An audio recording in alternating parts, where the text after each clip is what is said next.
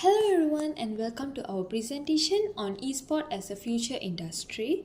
In this presentation we will explore what eSport really is, how it's different from traditional sports and how it plays an important role in education, the economy and youth development. Let me introduce my group members. I am Vishalini.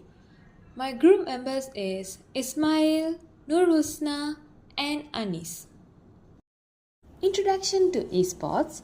Esports has rapidly transformed from casual gaming into a global phenomenon that fills stadiums and attracts millions of viewers. Let's look at definitions of esports. Esports stands for electronic sports. Esports is a type of video game competition that is organized into leagues or tournaments. Some games are played by individually and some games are played by teams working together. To do well, players need to practice a lot, think carefully and work as a team. Famous esports games include League of Legends, Valorant, and Mobile Legends. Alright, next, let's talk about the differences between esports and traditional sports. So, the first difference is mental versus physical. In traditional sports, it's more about physical strength, stamina, and body movement. But in esport, the focus is on mental skills, things like fast reflexes, decision making and strategy. Second difference is digital versus physical space. Traditional sports are played on actual fields or courts, but esports, on the other hand, is played online using devices like PCs, consoles, or mobile phones. Now, I will share the latest developments in the esports industry. First, one of the biggest developments in 2025 is the eSports World Cup held in Riyadh, Saudi Arabia. It includes major games like Valorant, League of Legends, PUBG Mobile, and even chess. This event is gaining international attention with multi-million-dollar prize pools and top-tier teams from around the world. Second, mobile esports is expanding rapidly, especially in Asia, Latin America, and Africa. Thanks to the wider use of 5G networks and affordable smartphones, more people can now join competitive gaming. Games like PUBG Mobile and Free Fire are leading this mobile revolution. Third, new technologies are transforming the esports experience. Virtual reality or VR is making gameplay and fan interaction more immersive. At the same time, artificial intelligence is being used to improve training, analyze strategies, and even predict in-game outcomes. Lastly, there is a strong focus on building better infrastructure and education around esports. For example, the UK is building a new esports arena and many universities now offer degrees and scholarships in esport-related fields. This shows how esport is becoming more professional and sustainable. Next, I will explain what are the roles of educational institutions, government, and organizations in advancing esports. Firstly, educational institutions. Educational institutions play a key role in building the future of esports. Many schools, colleges, and universities now offer esports clubs, courses, and scholarships. They help students develop skills in areas like teamwork, communication, game strategy, and even broadcasting or game development. By treating esports like traditional sports, they create career pathways and promote healthy competition. Secondly, the government. The government can help esports grow by providing funding, creating policies, and recognizing esports as an official sport. Some countries are already building esports facilities, supporting youth tournaments, and investing in digital infrastructure. Governments also help regulate esports by ensuring fair play, player protection, and responsible gaming habits. Lastly, organizations and companies. Private organizations such as game developers, tournament organizers, and sponsors play a major role. They host events, provide platforms, and offer prize money and career opportunities. Brands like Riot Games, Valve, and Mobile Legends support professional leagues, while other sponsor teams offer training or even build esports arenas. Non-profit groups also support diversity, mental health, and youth development in gaming. Now let's delve into benefits of esports. Esports give many personal benefits to players. It helps improve reaction time, sharp focus, and problem solving skills. When players work with teammates, they learn leadership and how to communicate better. Esports also teaches disciplines and decision making under pressure.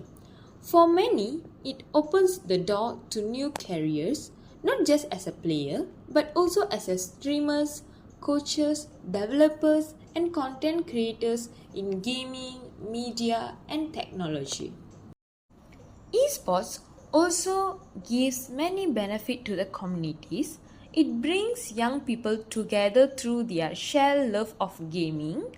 Many schools and centers use esports to teach digital skills and teamwork.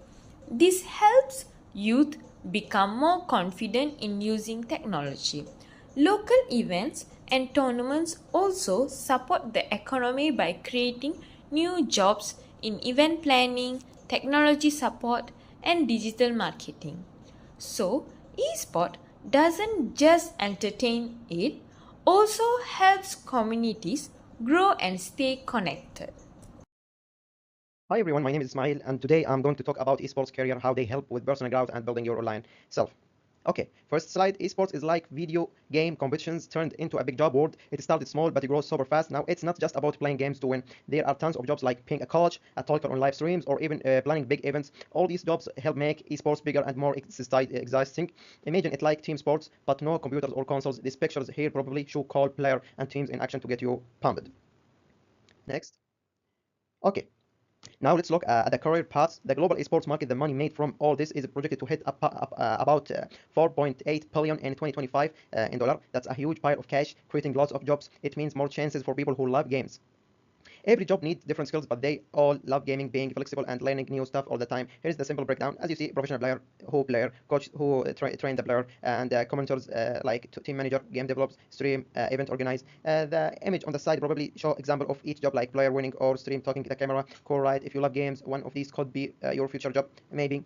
And so we going to next, moving on how esports helps you grow in a person. Playing or working in esports teach you to bounce back from losses, lead your team, work together, and change plans quickly. That's the adaptability. It's like life lessons from games. Also, building your digital identity. That's your online self. It's super important. It's how people see you in the internet, and it affects your job chances and difference in esports. Be real and positive online to grow your reputation. The words here like mindest and growth remind us it's about getting better inside and out. The pictures might show happy teams or someone leveling up their skills. And next.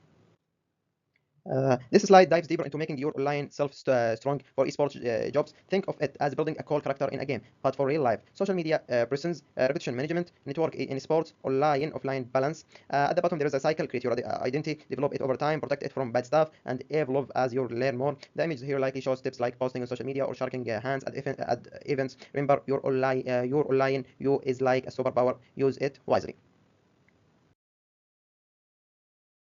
Now, let's talk about esports as an emerging economic sector.